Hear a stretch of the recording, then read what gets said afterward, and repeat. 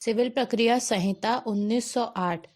तो आज हम पढ़ेंगे सिविल प्रक्रिया संहिता की धारा 7, प्रांतीय लघुवाद न्यायालय, प्रोविंशियल स्मॉल कॉजेस कोर्ट। तो प्रांतीय लघुवाद न्यायालय ऐसे लघुवाद न्यायालय होते हैं जो प्रांतीय यानी स्थानीय, लोकल, लघु यानी स्मॉल, छोटे वादों की सुनवाई करते हैं। तो पहले हम बेयर एक्ट में देख लेते हैं कि धारा 7 में क्या लिखा हुआ है। बेयर एक्ट के अनुसार प्रांतीय लघुवाद न्यायालय उन न्यायालयों पर जो प्रांतीय लघुवाद न्यायालय अधिनियम 1887 का 9 के अधीन या बरार लघुवाद न्यायालय विधि 1905 के अधीन गठित है, या उन न्यायालयों पर जो लघुवाद न्यायालय की अधिकारिता का प्रयोग उक्त अधिनियम या विधि के अधीन करते हैं, या भारत के किसी ऐसे भाग के सिवाय जिस पर उक्त अधिनियम का विस्तार नहीं है, उन न्यायालयों पर जो समरूपी अधिकारिता का प्रयोग करते हैं, निम्नलिखित उपबंधों का विस्तार नहीं होगा। तो हम पहले धारा 7 के इस पैराग्राफ को समझने की कोशिश करते हैं कि ये क्या लिखा हुआ है। फिर हम पढ़ेंगे कि किन का विस्तार नहीं होगा, मतलब लिखा हुआ है निम्नलिखित उपबंधों का विस्तार नहीं होगा। तो इसके बाद हम ये पढ़ेंगे कि किन उपबंधों का विस्तार नहीं होगा। तो धारा 7 बोलती है कि उन न्यायालयों पर, किन न्यायालयों पर, जो प्रांतीय लघुवाद न्यायालय अधिनियम 1887 का अधिनियम संख्या 9 के अधीन या बरार लघुवाद न्यायालय विधि 1905 के अधीन गठित है। मतलब ऐसे न्यायालय जो लघुवाद न्यायालय अधिनियम के अधीन और लघुवाद न्यायालय विधि के अधीन गठित किए गए हैं, या उन न्यायालयों पर जो लघुवाद न्यायालय की अधिकारिता का प्रयोग उक्त अधिनियम या विधि के अधीन करते हैं, या फिर कोई ऐसे न्यायालय है जो लघुवाद न्यायालय की जो अधिकारिता होती है उसका प्रयोग उक्त अधिनियम यानी कि बताए गए अधिनियम जैसे सिविल प्रक्रिया संहिता या किसी विधि के अधीन करते हैं, या भारत के किसी ऐसे भाग के जिस पर उक्त अधिनियम का विस्तार नहीं है, या फिर भारत का कोई ऐसा भाग है जिस पर सिविल प्रक्रिया संहिता का विस्तार नहीं है, उन न्यायालयों पर। तो उन न्यायालयों पर करते हैं जहाँ पर सिविल प्रक्रिया संहिता लागू नहीं होती, जो समरूपी अधिकारिता का प्रयोग करते हैं। जो समरूपी यानी कि एक जैसी, मतलब जो लघुवाद न्यायालय की अधिकारिता होती है वैसी ही अधिकारिता का समरूपी अधिकारिता का प्रयोग करते हैं, तो ऐसे न्यायालयों पर निम्नलिखित उपबंधों का विस्तार नहीं होगा। तो ऐसे न्यायालयों पर सिविल प्रक्रिया के निम्नलिखित यानी कि जो नीचे उपबंध बताए गए हैं, जो नीचे टॉपिक बताए गए हैं, नीचे जो धाराएं बताई गई हैं, उनका विस्तार ऐसे लघुवाद न्यायालयों पर नहीं होगा। क्या बताया गया है? अर्थात पहले बेयर एक्ट में पढ़ते हैं क्या बताया गया है। अर्थात का इस संहिता के पाठ के उतने अंश का जो पहला उन वादों से संबंधित हैं जो लघुवाद न्यायालय के संज्ञान से अपवादित हैं, दूसरा ऐसे वादों में कि डिक्रियों के निष्पादन से संबंधित हैं, तीसरा स्थावर संपत्ति के विरुद्ध डिक्रियों के निष्पादन से संबंधित हैं, तथा खा निम्नलिखित धाराओं का, अर्थात धारा 9 का, धारा 91 का, धारा 92 का, धारा 94 और धारा 95 का, जहाँ तक वे पहला स्थावर संपत्ति की कुर्की के लिए आदेशों, दूसरा व्यादेशों, तीसरा स्थावर संपत्ति के रिसीवर की नियुक्ति,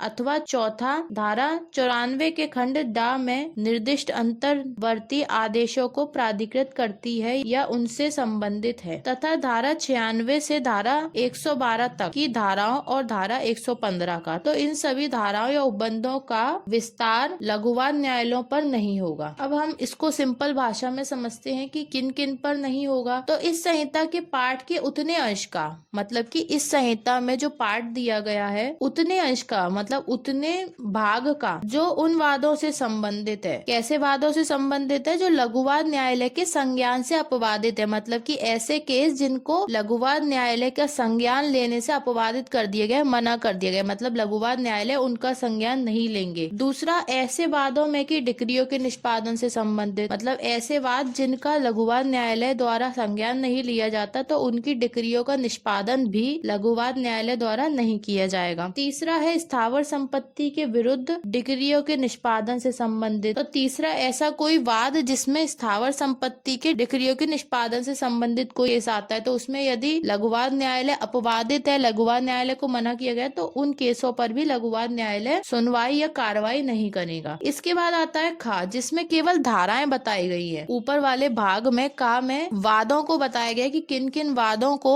लघुवाद न्यायालय के द्वारा नहीं सुना जाएगा सिविल प्रक्रिया संहिता के अंतर्गत, और खा में बताया गया क्या क्या धाराएं हैं जिन पर लघुवाद न्यायालय का विस्तार नहीं होगा। तो वह धाराएं हैं धारा 9। तो धारा 9 में बताया गया है कि जब तक कि वर्जित ना हो न्यायालय सभी सिविल वादों का विचारण करेंगे, तो इसको मना किया गया है इस लघुवाद न्यायालय के अंतर्गत। उसके बाद है धारा 91 और धारा 92। तो 91 में है लोक न्यूसेंस और लोक पर प्रभाव डालने वाले अन्य दोषपूर्ण कार्य, और धारा 92 में है लोकपूर्त कार्य, मतलब कि लोक न्यूसेंस यानी कि किसी भी तरीके से किसी व्यक्ति को कोई न्यूसेंस यानी कि किसी व्यक्ति को कोई हानि नहीं पहुंचाई जाएगी। लोकपूर्त कार्य यानी कि लोकपूर्त यानी जनता की भलाई के लिए जो कार्य किए जाते हैं, तो वो 92 में। तो इन सभी पर लघुवाद न्यायालयों का विस्तार नहीं होगा। फिर आता है धारा 94 और धारा 95 का। तो धारा 94-95 में क्या दिया हुआ है, जहाँ तक कि वे स्थावर संपत्ति की कुर्की के लिए आदेशों व्यादेशों स्थावर संपत्ति के रिसीवर की नियुक्ति। तो धारा 94-95 में इसी तरीके की कार्रवाइयां आती है कि स्थावर संपत्ति की कुर्की के लिए जो आदेश दिए जाते हैं या फिर व्यादेश दिए जाते हैं या स्थावर संपत्ति के रिसीवर की नियुक्ति की जाती है, तो ये सभी धारा 94 और 95 में आता है। लघुवाद न्यायालय द्वारा यह भी अपवादित है, इन पर भी लघुवाद न्यायालयों का विस्तार नहीं होगा। फिर आता है कि धारा 94 के खंड ड में निर्दिष्ट अंतर्वर्ती आदेशों को प्राधिकृत करती है या उनसे संबंधित है। तो ऐसी कोई धारा है जो धारा 94 के खंड ड में निर्दिष्ट अंतर्वर्ती आदेशों को प्राधिकृत करती है, यानी कि उनके बारे में बताती है, उनको अधिकार देती है अंतर्वर्ती आदेशों को, या उनसे संबंधित कोई धारा है, तो वह भी नहीं आएगी। इसके बाद है धारा 96 से 112 तक की धाराएं। तो धारा 96 से 112 तक की धाराओं में अपील की बात की गई है कि अपील से संबंधित जो भी कार्रवाइयां होती हैं, जैसे कि मूल डिक्रियों की अपीलें, अपीली डिक्रियों की अपीलें, आदेशों की अपीलें, अपील संबंधी साधारण उपबंध, उच्चतम न्यायालय में जो अपीलें होती हैं वह सभी इसके अंतर्गत आती हैं। तो धारा 115 में कहा गया है पुनरीक्षण के बारे में कि पुनरीक्षण के विषय में लघुवाद न्यायालय को अधिकारता नहीं होगी, उसको अपवर्जित किया गया है। तो यह सभी धाराएं और सिविल प्रक्रिया संहिता के कुछ भाग लघुवाद न्यायालय को अपवादित करते हैं, यानी कि प्रांतीय लघुवाद न्यायालय पर उसका विस्तार नहीं होगा, यानी कि स्थानीय जो लोकल लघुवाद न्यायालय होते हैं उनको ये मना करती है, उसको ये बोलती है कि उस पर लघुवाद न्यायालय का विस्तार नहीं होगा। तो धारा 7 जब भी हम पढ़ेंगे उसके साथ हम पढ़ेंगे आदेश 50 ऑर्डर 50, जो कि प्रांतीय लघुवाद न्यायालय की ही बात करता है। आदेश 50 में लिखा हुआ है कि प्रांतीय लघुवाद न्यायालय, पहला प्रांतीय लघुवाद न्यायालय, इसमें इसके पश्चात विनिर्दिष्ट उपबंधों का विस्तार प्रांतीय लघुवाद न्यायालय अधिनियम 1887 या 1887 का 9 या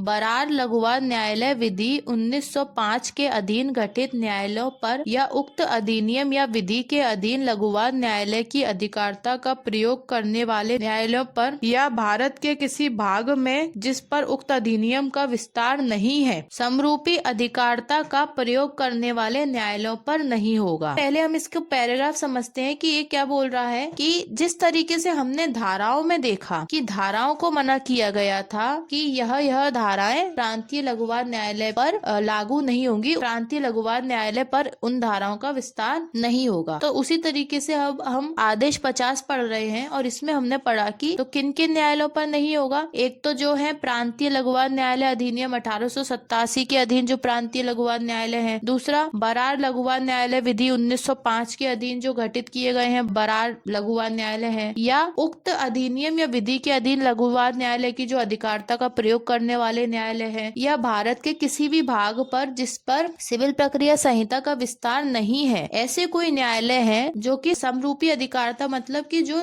लघुवाद न्यायालय जैसी ही अधिकारता का प्रयोग करते हैं, उन न्यायालयों पर सिविल प्रक्रिया संहिता के आदेश 50 के अंतर्गत जो आदेश के भाग बताए गए हैं या जो नियम या आदेश बताए गए हैं उनका विस्तार नहीं होगा। तो क्या लिखा हुआ है कि अर्थात का इस अनुसूची का उतना भाग जितना पहला लघुवाद न्यायालय के संज्ञान से अपवादित वादों से या वैसे वादों की डिक्रियों के निष्पादन से संबंधित है। मतलब कि इस अनुसूची का उतना भाग जितना क्या है कि लघुवाद न्यायालय के संज्ञान लेने से अपवादित किया गया गया है, या फिर ऐसे वादों की डिक्रियों के निष्पादन से संबंधित है। मतलब कि लघुवाद न्यायालय ऐसे वादों की ना तो सुनवाई कर सकता है और ना ही डिक्रियों का निष्पादन कर सकता है, तो उस भाग पर लघुवाद न्यायालय का विस्तार नहीं होगा। फिर है दूसरा, स्थावर संपत्ति के विरुद्ध डिक्रियों के निष्पादन से या भागीदारी संपत्ति किसी भागीदार के हित से। तो स्थावर संपत्ति के विरुद्ध जो डिक्रियों का निष्पादन किया जाता है, या भागीदार वाली जो संपत्तियां होती है जिसमें कि कई लोग एक साथ मिलकर उस संपत्ति में हिस्सा रखते हैं, तो ऐसी संपत्ति के किसी भागीदार के हित से, तो इन पर भी लघुवाद न्यायालयों का विस्तार नहीं होता है। फिर आता है विवादकों के स्थिरीकरण से संबंधित है। तो इन केसों से संबंधित क्या है, जो कि जिन केसों को लघुवाद न्यायालय द्वारा सुनवाई से मना किया गया है, लघुवाद न्यायालय उनका सुनवाई नहीं करेंगे, तो उनके भी क्या है, अगर विवादक स्थिरीकरण किए रहा है तो उन पर भी लघुवाद न्यायालयों का विस्तार नहीं होगा। तथा अब आ गया खा। तो खा में बताया गया कि कौन कौन से नियम है और कौन कौन से आदेश है जिन पर लघुवाद न्यायालय का विस्तार नहीं होगा। तो आदेश 2 नियम 1 जो वाद की विरचना की बात करता है, उन पर प्रांतीय लघुवाद न्यायालय का विस्तार नहीं होगा। आदेश 10 नियम 3 पक्षकारों की परीक्षा का अभिलेख, यानी कि जो पक्षकारों की परीक्षा की जाती है उनका जो अभिलेख रखा जाता है, उस पर भी लघुवाद न्यायालय का विस्तार नहीं होगा, अपवादित किया गया है। फिर है आदेश 15 नियम 4 के उतने भाग के सिवाय जितना निर्णय के तुरंत सुनाए जाने के लिए उपबंध करता है। तो आदेश 15 नियम 4 क्या बात करता है, निर्णय के तुरंत सुनाए जाने के बारे में उपबंध करता है, तो उस पर भी लघुवाद न्यायालय लागू नहीं होते। के बाद है आदेश 18 के नियम 5 से लेकर 12 तक के नियम। आदेश 18 के नियम 5 से 12 तक के नियम साक्ष्य के बारे में बात करते हैं, तो यह भी प्रांतीय लघुवाद न्यायालय से अपवादित है। फिर है आदेश 41 से आदेश 45 तक के आदेश। तो आदेश 41 से जो आदेश 45 तक के आदेश है जो अपीलों की बात करते हैं, उन पर भी लघुवाद न्यायालयों का कोई विस्तार नहीं होता, लघुवाद न्यायालय उनसे अपवादित है। इसके बाद है आदेश 47 के